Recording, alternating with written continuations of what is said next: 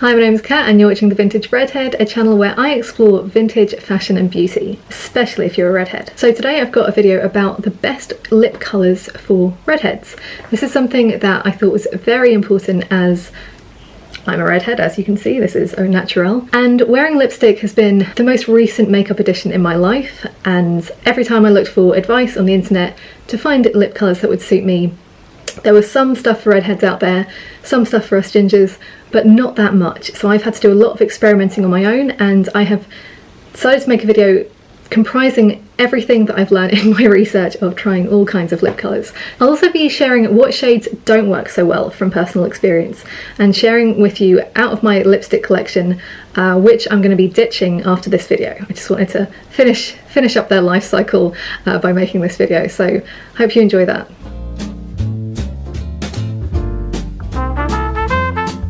Break up these lip colours in different categories.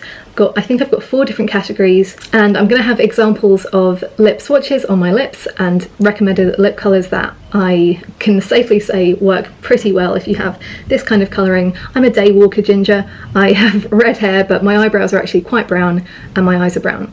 There will be redheads out there who are paler than me in skin tone, have lighter hair colour, who have blue eyes and much lighter eyebrows, lighter eyelashes and stuff like that. So I'm going to try to give a broad range of options for all of us. Okay, so let's start with the palest colours, the pinks. So pinks generally can work really well on redheads. It tends to be because we have, for the most part, we have relatively pink toned skin, and if you want to go into the proper makeup artist undertones, you could say that a lot of redheads, not all of us, but a lot of us will have a blue undertone. So if you look at your veins, I don't know if you can see that very well, but I have very blue purpley veins, so I would be known as somebody with cool undertones in their skin. There might be the odd ginger out there who have more green tones, I know, and that tends to mean that they have a warmer skin tone and actually are much more versatile when it comes to different lip colours they can wear. Lucky them. I found that people with cooler toned skin, it's a little bit more difficult to find lip colours that work particularly well for us, but we can do it, and so that's really why I'm making this video, is to prove that there are plenty that will work if you have cool toned skin and red hair. So paler pinks can work, just in general, paler pinks can work on redheads. I have seen it done on different celebrities. That said, every time I've tried a pale pink or even a pale nude, it can look like foundation lips. I can look as if my lips don't have any colour in them at all, and that they sort of just blend in with my skin.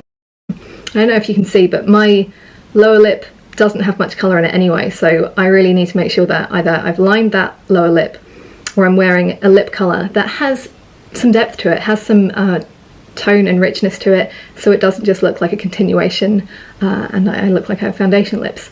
So when it comes to pinks, I like to find something that is actually darker than my skin tone. I've never been able to work with really pale colours, and maybe if you also have pale skin, which you probably do if you're a redhead, you probably haven't found a very pale lipstick that works either that well for you either. So again, we're looking for darker pinks. Now my first example is a pink by Rimmel. It was actually done in association with Kate Moss, who is also from my hometown of Croydon. Other than that, we bear no resemblance. So that's probably too bright, so you can't see that. So this lip colour is shade 101, Lasting Finish by Kate, and it is a pale pink. I've used it quite a lot. It is a nice pale pink with quite a lot of blue undertones, and that's actually why I picked it up in the first place. I was told that this one would work well if you have blue undertones in your skin. So let's give that a try. So as you can see, it's a pretty delicate pink. It is very subtle. It works quite well with my natural blue toned skin, and it's probably the lightest lip colour in my collection. But it's still dark enough that you can tell that I'm wearing lipstick. It's not just blending in with my natural face colour. So that is shade 101, Lasting Finish by Kate from Rimmel.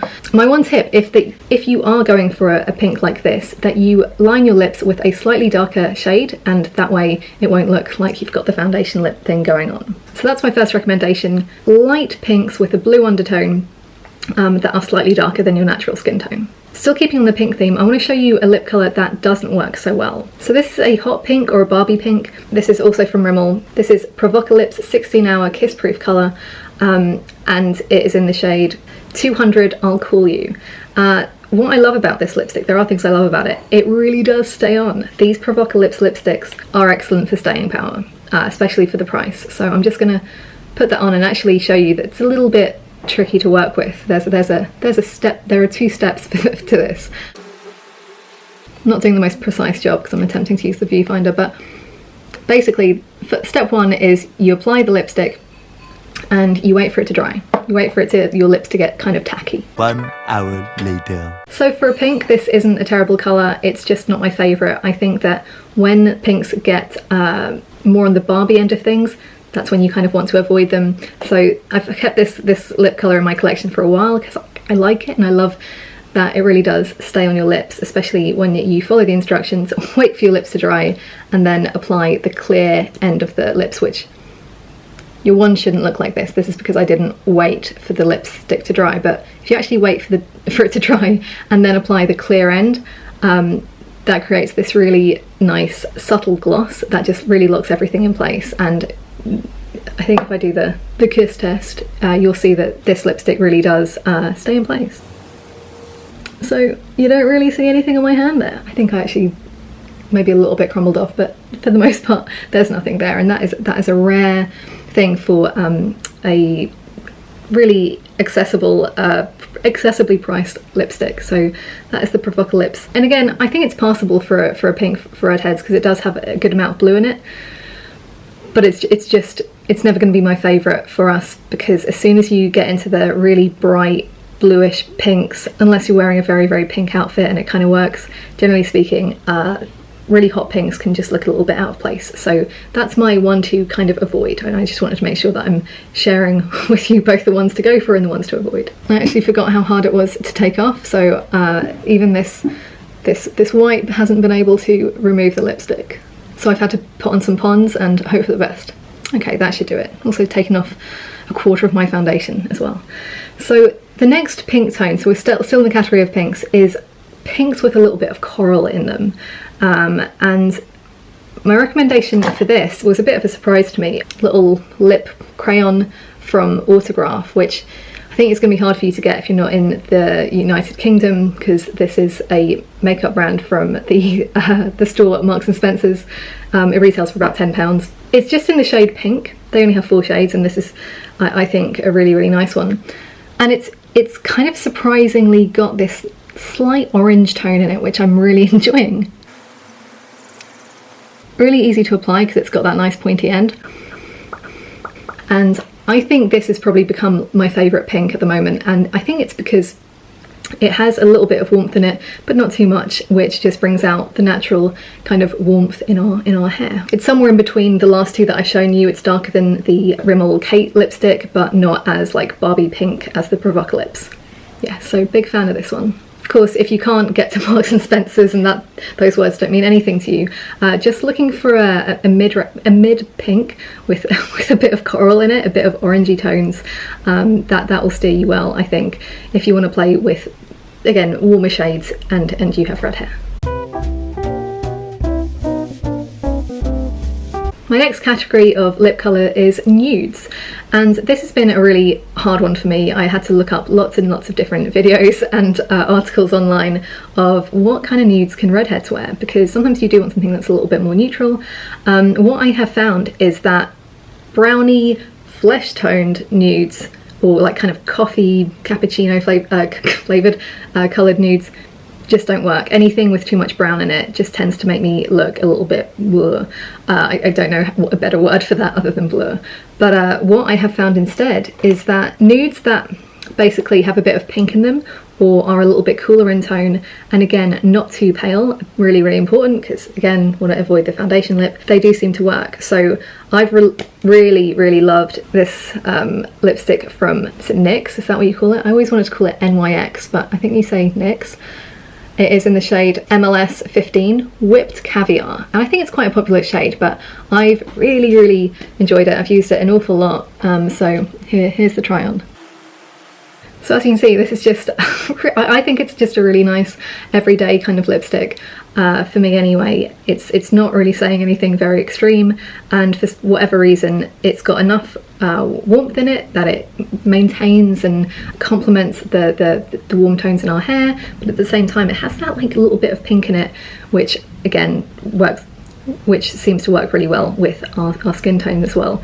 So Whipped Caviar, just a no-brainer. I'm pretty sure this would work with not just any redhead, but like people with all different colours of hair and skin tones as well. A more recent find when I was looking for a replacement for my favourite all-time nude lipstick, which is called, I think it's the shade Patisserie by MAC. It's another bullet lipstick. Patisserie is like just beloved by loads of people, and guess what, it's discontinued. However, I haven't abandoned MAC, and I did find, this is a limited edition lipstick, which I just really liked the packaging. That was part of the reason I bought it. It was also on sale, which is probably never a good sign.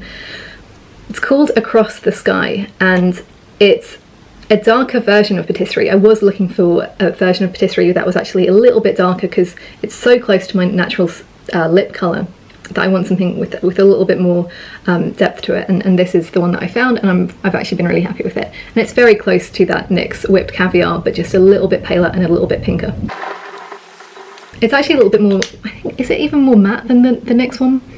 It's just so similar, I can't really tell you the difference. Maybe you can see the difference, but I like them both. Obviously the NYX one is a little bit more price efficient, but this is a really nice neutral pinky nude. And as you can see, I prefer things that, and I'm going to keep coming back to this, that are a little bit darker, because they seem to just contrast well enough with our skin, and anything too pale, it doesn't do that cute thing where your lips are kind of paler than your skin tone. And no, we're always going to have to go for something, I think, a little bit darker than our natural skin colour, unless you want to wear white lipstick, which isn't on my list of shades. So my tip for nudes is go for pinky nudes that are quite a few shades darker than your natural skin tone. Alright, we're on to my favourite category now, reds. So as this is a vintage redhead, these are probably the most true to the time period that I'm most interested, the 1940s and the 1950s. So I'm going to give you a range of reds now and to talk you through my red journey, because it took me a while to build up to the reds. I think I started with the pinks, with the nudes that I've just shown you, and I've kind of built up to reds over time. It takes a little bit of courage to get started with reds, but once you start, you will not look back. And the first red that I bought was another NYX shade, a matte lipstick in the shade MLS 18 Bloody Mary. So this is also quite a popular and well recommended cool red for people. Now that I've had a bit more experience with reds, I would almost categorise this in my pink category, because it's so pink compared to the other reds that I enjoy. It's a little bit hard to apply because it's not as creamy as some of the other shades that I've got, but whoa, look at that. It's actually coming up really much more red, as I can tell on camera. In real life, I just feel like it's got a real hot pink vibe to it. Really good place to start for redheads are these reds with a lot of blue undertones or pinks or purples to them, and again, because it's a NYX shade, it's not super expensive, and it's worth experimenting with.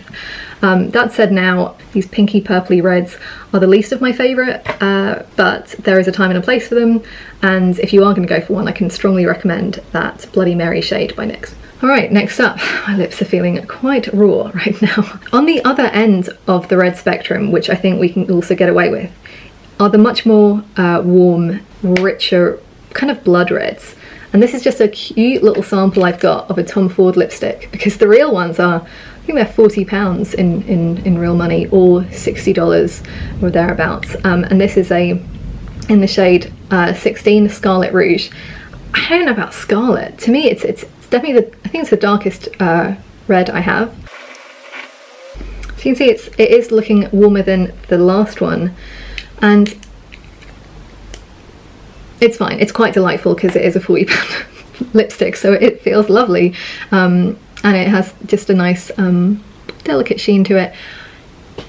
This is probably the hottest, warmest red that I would recommend trying out if you're a redhead. The very, very first red lipstick I bought had a hell of a lot of warmth in it, and it was verging on brown. And again, I don't know why, I don't think it works so well on redheads. it can just end up looking muddy. I think that's the word I'd use. We can look a bit muddy when the red has too much brown in it. That's as warm as I'd go with the lipstick. So you can get away with it, especially if you do have, you know, a warmer skin tone, more of those green veins that we talked about. So I also want to tell you about my story with trying to find a kiss-proof red and a comparison between one really high-end red and a really low-end red, well, low price range red. The high-end one is this Tatouage by YSL. This is called Tatouage Couture Velvet Cream Lipstick in the shade, what the heck shade is it? It's 203, but I could be wrong. Anyway, they only have 2 reds as far as I know, and this is the more pink red, and it's always a bit scary to apply these. The wand is not like a doe foot. I don't know what kind of animal foot that would be, but it's an interesting one. It's almost like it's like an angled brush. It's a really rich colour, at least to begin with, but what you need to do is let it dry and give it some dabs, some tissue. Give it a bit of tissue. As you can see, it does not hold up in the same way that the Provocalips lipstick does, but what's so nice about this lipstick and why it is a really nice red if you want a kind of kiss-proof red or a more of a lip stain is that it fades really well. So you can apply this at the start of the day, and even though you're eating and drinking and whatever else, you'll notice that the fade isn't terrible. It leaves a nice gentle tint on your lips. So not bad, but is it worth, I mean, it's £24 or about $40. It doesn't come cheap, and when I compare it to our next lipstick, which is another Provocalips lipstick, I wouldn't justify buying it again. But the colour is nice. It's got it's closer to that Bloody Mary colour. It's got a lot of blue in it. And I realise now that I'm going to have equally as much of a problem trying to take this off. So actually, now that I've taken the bulk of it off, it is leaving my lips with a delicate pink tone, so that's one thing that I do like about that. It's a true lip stain, an expensive lip stain, basically. Alright, so let's look at this lovely red from Rimmel London Provocalips, number 500, Kiss Me You Fool, and great name. Let's apply that. I found a little mirror that I can use, so let's hope this works a little bit better. This is definitely what I would call a pillar box red, a really true red, and it's pretty fantastic if you can go through the steps and actually wait for your lips to dry, then apply the, I think I've actually managed to keep this one relatively clean. That's how it should look, because you wait for your lips to dry and then apply the nice clear fixative gel. But like they're already fixed. It's pretty remarkable once it's dried. I actually don't want to wait for this to dry this time because I want to be able to take it off. It's too late. It's started to set. It's not coming off. Out comes the Pond's. Okay, finally, from our red collection, Revlon Fire and Ice. This has become my go-to lipstick now, ever since I discovered it through, I think it was With Love Christina, her channel. She reviewed a bunch of the classic Revlon shades that have existed from, I believe, the 1950s, early 1950s. So, and this one was just, there was a massive campaign back in, I think, 51 to launch this, Fire and Ice, and it's just one of the most popular and successful lipsticks of all time, and it's well deserved. Now this is a warm red, but without being too browny or muddy like the Tom Ford was like veering on. It's just bright and fun, and particularly works well if you're going for the vintage, the 1950s look, because it's literally of the time. This is what women were wearing, and I think at the moment in the UK it's gone up to £9. If you can get it for less than that, I would stock up. I kind of started to buy it in bulk now because I want to be able to get it forever at a reasonable price. But yeah, it's not an expensive lipstick, and if you were just going to go for one red, it would be Fire and Ice.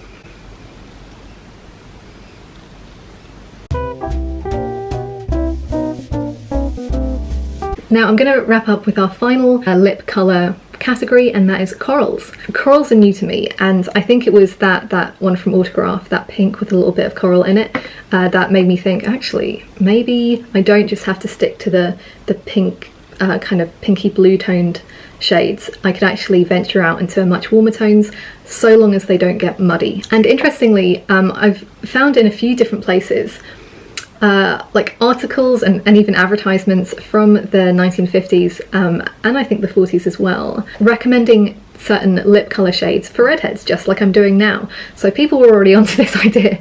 What I read from the Ladies' Companion of the 1940s, that for redheads you're looking for orange toned lipstick, as well as red coral or apple red, and those were specific Helena Rubinstein shades.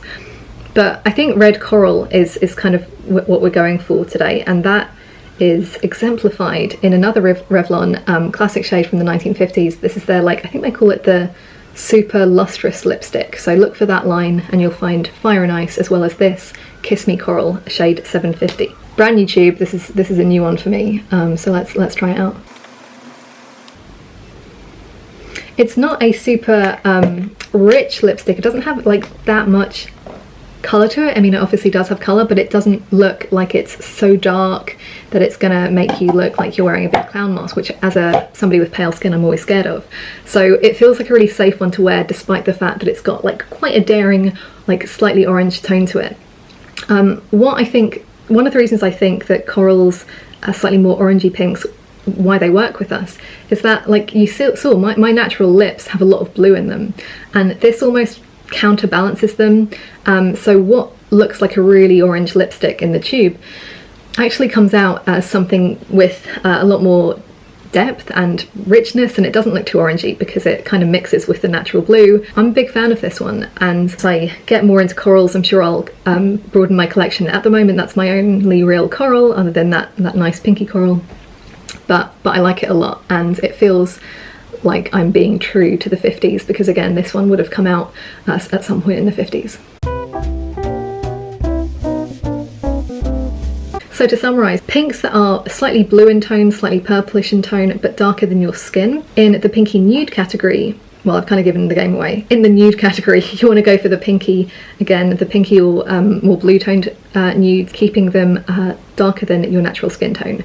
With the reds, you've pretty much got the range of reds, I'd say, but safest bets are the kind of bright pillar box true reds, slightly more blue reds, and just staying away for anything that starts to look a bit muddy or brown. And then finally corals, and I don't have much to say about corals, I just know that ones that stay kind of like bright, like pinky bright corals, not too dark, not too orangey, not too muddy, and you'll be fine. So look at us, redheads. We've got a massive range of lip colours to choose from. If you're a redhead and you have some lip colour recommendations that I've missed out, let me know in the comments below. Let me know your favourite lip colours for your lovely red or ginger or even strawberry blonde. You're allowed in our club too.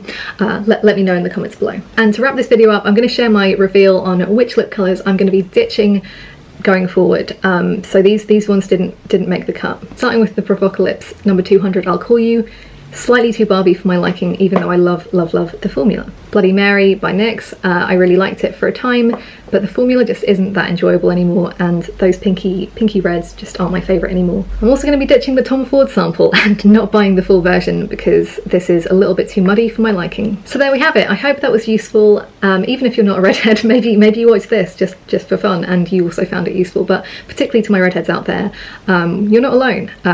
We do have makeup videos that are designed for us as well, and hopefully on this channel I'll be providing you with many more. On that note, if you enjoyed this video, I invite you to click like. Please subscribe to this channel if you haven't already. That will really help me grow this channel, and I've got new videos coming out every week on vintage fashion and beauty, so you'll be able to catch up with all of those as well. Alright, thank you very much for watching, and I'll catch you next time.